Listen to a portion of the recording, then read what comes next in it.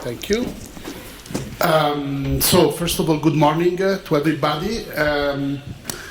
This is actually the inaugural event of TPOD, which stands for Theory and Project of Domestic Space. Before actually I briefly introduce this event, I really want to thank, but also introduce to you the team of TPOD, who is actually all here. Sylvie Clavel, Marson Corby, Yolanda De Valle, Teodora Giovanazzi, and Costantino Marcu. So I'm really happy to work with this team. And also I would like to thank them because this event would not be possible without their effort. So thank you very much. And of course you will meet them today. Of course many of you already know them. So you will also see their presentations. And thanks a lot. Thank you, Sylvie, Constantinos, Yolanda, Marson, and Teodora. So the event is a two-day workshop and symposium, whose actually topic is something very, I would say, common in our discipline. So there is nothing really original that we are going to discuss today. Is the idea of type, which we want to propose as a kind of framework, not only for today's discussion, but really as a method, as a methodology that we think is still relevant today. Marson actually is going to give you a more thorough presentation of this concept, the concept of type, and why is important for us. I just would like to say a few things based actually on my own experience as an architect and educator. As maybe some of you know, I was educated actually in the School of Venice in the 90s, from 1992 to 1999. And perhaps I was the very last generation to be educated by professors who actually held the concept of type as a very strong methodological framework. And this actually was this concept entered into a crisis actually in the mid-90s when on the wake of a new kind of architects such as Rem Koolhaas and Frank Gehry, there was really a rejection of this concept. So all of a sudden, we were supposed to trash all our books about type, all the work by people like Aldo Rossi, Saverio Muratori, and Carlo Martiaris and others who have actually written on this topic. And because there was this idea that architecture has entered the phase of rejection of any typological normativity, let's say, and so actually type actually really disappeared completely from the agenda. Until actually maybe 10 years ago, when there's been a kind of a resurgence of interest in this topic, mostly due a kind of return to what I would call disciplinarity, a return to an interest for architecture in itself. And tomorrow actually we will have few people who really contribute to this return to typology, let's say. But the challenge of our symposium is to depart from this latest reiteration of typology, which we call the Fourth Typology, and Marson will explain you why we call it Fourth Typology.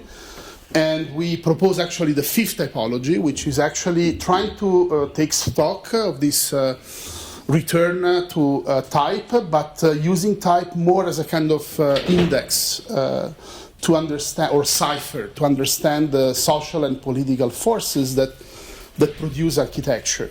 So in a way, for us, the usefulness of this category is on one hand to look really to architecture in a way, we really believe that architecture should be the very focus of research, of what we research here at the TPOD, but I would say also in the School of Architecture.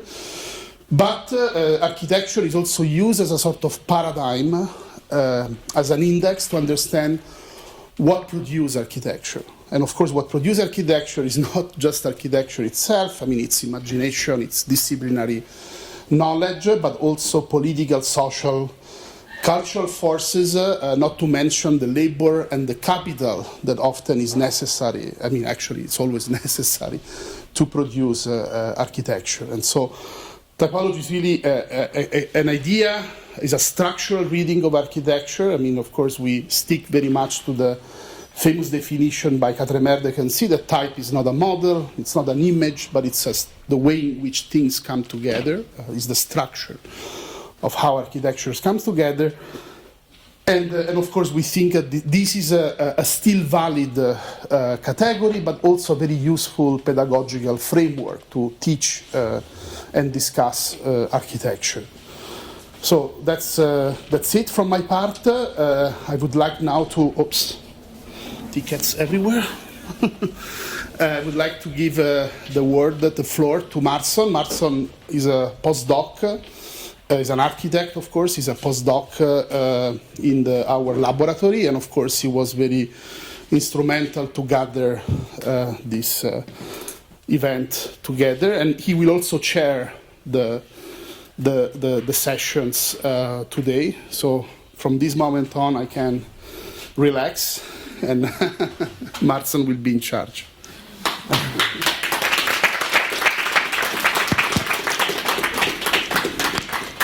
Thank you, Pier Vittorio, for this introduction. I'm just going to put the microphone here. Okay. So I would like, first of all, to thank you all for all the colleagues, professors, and PhD candidates for coming today. Actually, before leaving the floor to the PhD candidates, I would like to give some very short notions about as an introduction to this symposium, and also to give a series of definitions about the fifth typology, of what we meant with the use of this expression. When our lab was suggested, or when we suggested to propose something regarding the question, something for the symposium within the EDAR school of PhDs, the architectural school of EPFL, we were thinking that actually typology could be considered as a way to link or somehow to bridge the research of the lab, which is specifically concerned with domestic space, with the research of more general research on architecture, which are basically related to what the PhD students are doing right now. And I would say that the PhD students and their research has to be considered as the main social brain or general intellect within the school. So to a certain extent, research is specifically related to the fantastic work of PhD students doing in the school. So this use of typology as a method of research was actually also the reason, or one of the reasons, that in the early 60s and later on in the 70s, architects, especially architects that were also included within academia, were trying to bring typology or to kind of reevaluate it, also as a tool, on the one hand, to find a new method of design in order somehow to systematize the work of teaching and practice in the project. We have to consider that the 60s and early 70s is a context dominated by let's say different architectural waves like postmodernism, typically kind of reflecting also the neoliberal economy which was on the rise at the time. So type had to be considered to a certain extent as a new scientific method, also to deal with how to kind of invent a new method of doing and teaching architecture design. If we think about the history of research universities, which started to rise in the 60s, architecture faculties were quite late, in the sense that still today, even in our school, architecture is not yet considered a scientific, let's say, subject to a certain extent. So type at the time was also used in order to transform, if we think about the work of Saverio Muratori, for example, to transform architecture also into a scientific subject within schools. And in fact, in order to understand this context for this course, I would like also to remember again that this seminar is also has to be considered as a course within the PhD school. So in order to structure this course, we decided to start from and concentrate our attention by collecting the main readings of the time. Of course, the definition by Quatermain de Coincy, which was published for the first time in the late 18th century, was quite important because basically, according to Quatermain de Coincy, type, as Vittorio as well mentioned before, is not a model or an image to be copied as such, but it relates to the deep structure of how things and works of art are put together to a certain extent. So, in other words, type is not the image of something to be copied or imitated perfectly. It is the idea of an element that must itself serve as a rule for the model. So, it's not the model itself, but it's something quite abstract to a certain extent. This definition was rediscovered in a way by Aldo Rossi, is in Architecture of the City, published in 1966, a book that of course becomes seminal, let's say a seminal contribution for relaunching the question of typology or typological thinking, also as a matter of design for the project. So within this, let's say, wave of the so-called neo-rationalists, typology has to be intended as a way to, as a project to a certain extent. Another very important text is of course the work of Rafael Moneo. In his article published in Opposition on typology, unlike Rossi, Moneo will shed some light also on the more specific definition of the question of typology, and will help to clarify even further what type means, especially through a selection of case studies. Case studies become quite important when we talk about typology, because case studies somehow, plans, images, sections, images of architecture would support the evidence. And also for Moneo, this becomes quite important to give a clear understanding, also to a certain extent, of the history of type. Then, finally, another important reading for us as part of this course is the book published by Carlos Martieris, which is one of the most, I would say, beautiful works that brings back the question of typology by shedding light on the definition of type. Actually, this book was published as part of this PhD thesis followed and supervised by Giorgio Grassi. Giorgio Grassi himself is part of this, let's say, Italian tradition of the neo-rationalist that is, I would say, still valid today in Italy to a certain extent, almost to the limits of ideology, but this is another question. Actually, the most important fact is that Carlos Martieris would synthesize this definition of type that refers as well, again, not to the model or to the image to be reproduced and copied as it is, but as a formal structure for the understanding actually of the system of relationship that keeps together the different parts of a building, allowing also in time to the rise and the invention of new types in history, or even the discovery of old types that have been produced in our history of architecture. Carlo Martieris talks about actually this formal structure, which is a very fundamental, let's say, passage in all this collection of texts and works, referring to the formal similarities of buildings between a specific category or a family or groups of buildings that are linked together to particular relationships. So the idea is not the image of architecture, but is this kind of abstract system of relationships that are recognizable within buildings. But while putting forward on the one hand, this structural understanding of the concept of typology, on the other hand, the limit of this text is that they see type as a concept which is kind of ahistorical, something that keeps repeating but is also detached from any social or historical context. For example, according to Argan, actually it is thanks to Argan that Rossi will bring his definition of typology within the Architecture of the City.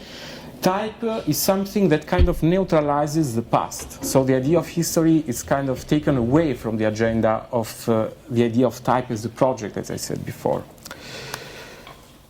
Unlike his contemporaries, so unlike all this selection of texts, for us, a very important, let's say, reading is the essay written by Anthony Vidler, The Third Typology, who basically is also giving another understanding of typology, which this time keeps in consideration also the historical reading. So the third typology has to be read as a history or evolution of type from the first typology, which is basically according to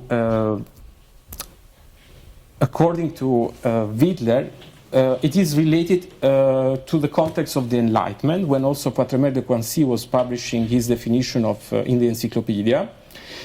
Vidler mentions as a first example the primitive hut of Logier as a definition in order to understand basically how type at the time had to be contextualized.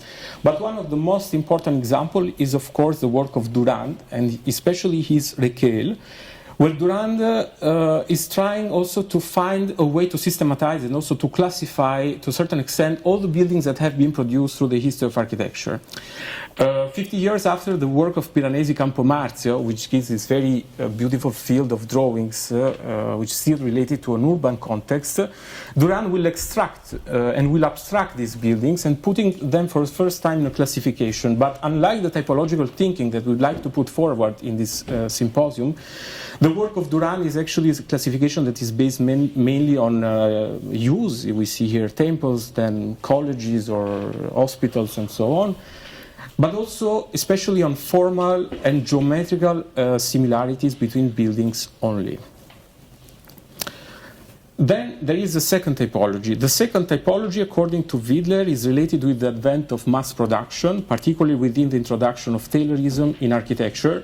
And this will arrive in the most mature moment in the early 1920s, when basically, besides factories, let's say Taylorism will start to be integrated in the use of domestic space. And I'm showing here a diagram which is quite interesting on the left, which is basically the chart for somehow the organization of a typical residential hotel, which in United States is somehow in the 20s a kind of dominant type of domestic space, as let's say a very has important relevance in terms of housing. And on the other hand, it's also quite important how in Europe, at the same time, Taylorism was entering in the field of domestic space through the production of mass housing. So here, the diagrams of Alexander Klein are exactly what Quatremer de Coincy was trying to avoid, this repetition of the same image on the one hand, but as Vidler was suggesting, considering the historical moment of Taylorism, this would affect a certain production of typology, which is related to the existence minimum apartment housings.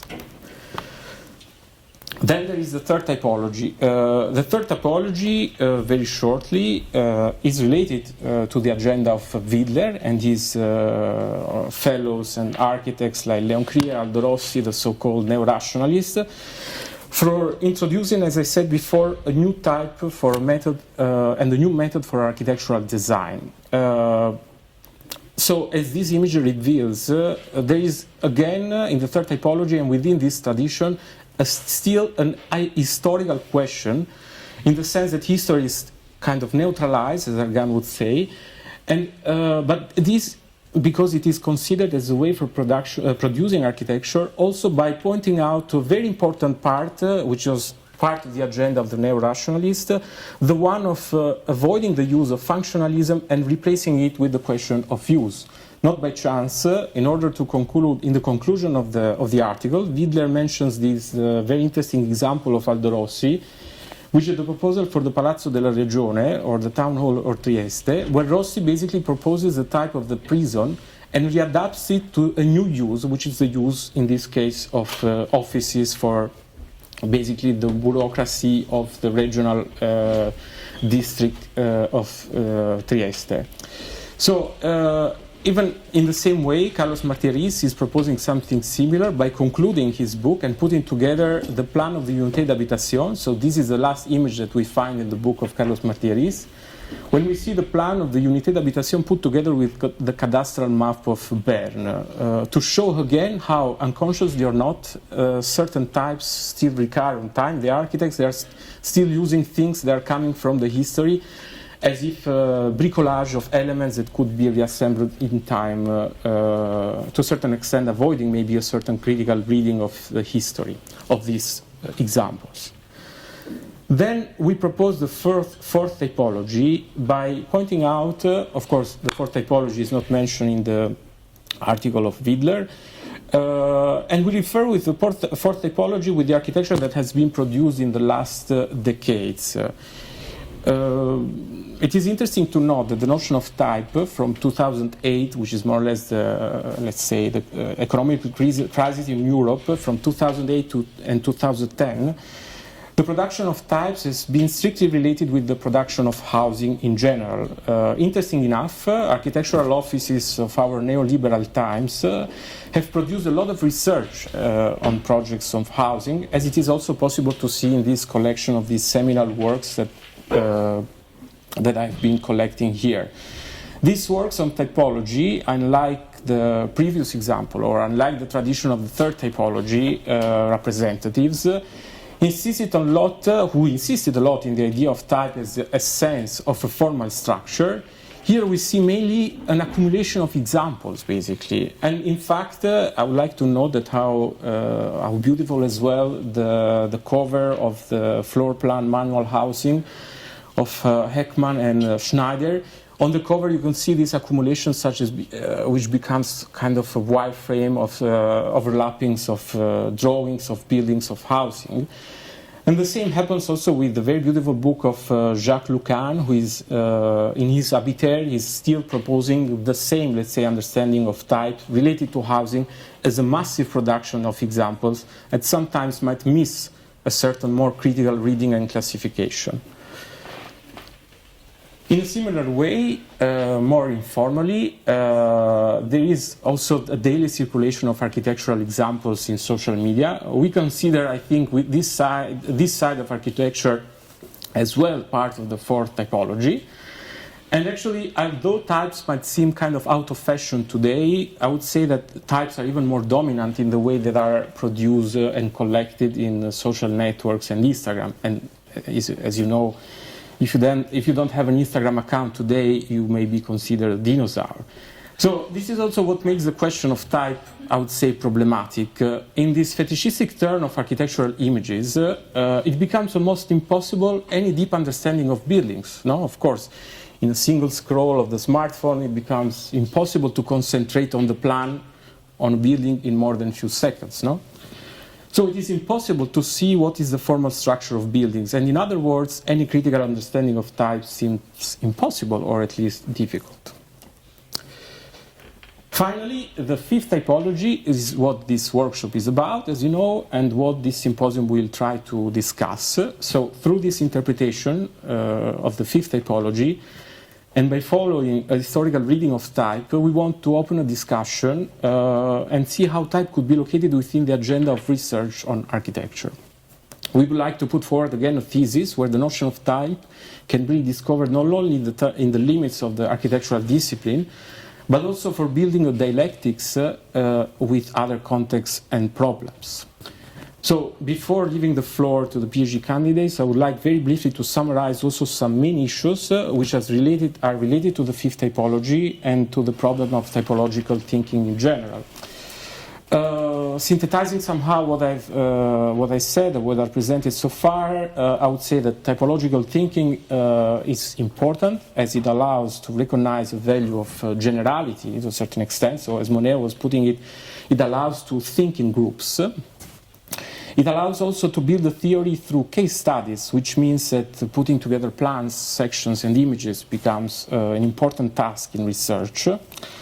It allows also to build a dialectic between architecture, the history of types, with politics, production, and social issues in general. And as an exercise of PhD research, of course, it becomes a way to understand how to describe a building and to make comparison between buildings.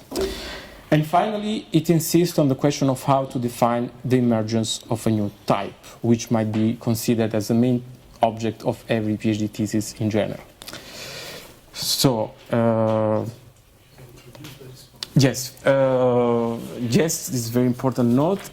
Before we start, I would like to introduce our respondents of the morning, both of the morning and the afternoon session for today. So I would like to Thank very much Brandon Carling for the Architectural Association and TU Vienna for joining us today.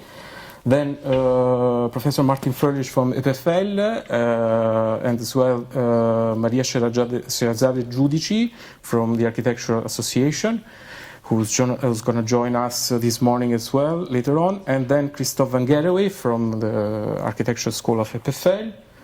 Then we'll have for the afternoon session again Brandon Carling, then Maria Sherazade Giudici and Elena Cogato Lanza will join us later in the afternoon for being part of this workshop day.